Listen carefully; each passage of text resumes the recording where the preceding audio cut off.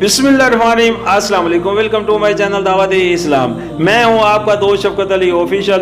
उम्मीद करता हूं कि आप सब लोग ईमान के आला दर्जे पे होंगे। सूरतुल अल-अराफ की आयत नंबर 3 का तर्जुमा, लोगो जो कुछ तुम्हारे रब की तरफ से तुम पर नाजिल किया गया है उसकी पैरवी करो और अपने रब को छोड़कर दूसरे सरपरस्तों की पैरवी न करो मगर तुम नसीहत कम ही मानते हो।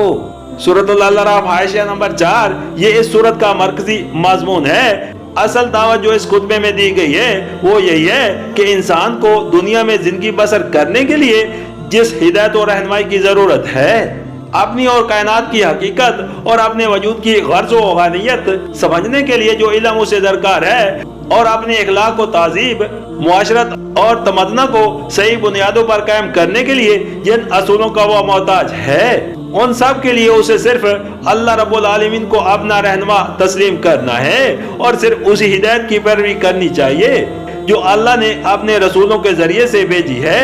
अल्लाह को छोड़कर किसी दूसरे रहनुमा की तरफ हिदायत के लिए रजू करना और अपने आप को उसकी रहनुमाई के हवाले कर देना इंसान के लिए बुनियादी तौर पर एक गलत तरीकेकार है जिसका नतीजा हमेशा तबाही की सूरत में निकला है और हमेशा तबाही की सूरत ही में निकलेगा।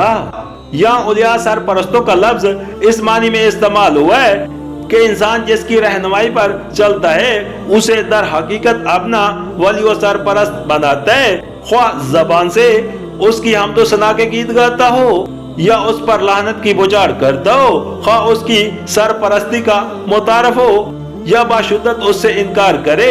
मजीद तशरीह के लिए मुलाहिजा हो सूरतुल शुरा हाशिया नंबर 6। सूरतुल अल-अराफ की आयत नंबर 4 का तर्जुमा, कितनी ही बस्तियां हैं जिन्हें हमने हलाक कर दिया, उन पर हमारा अजाब अचानक रात के वक्त टूट पड़ा।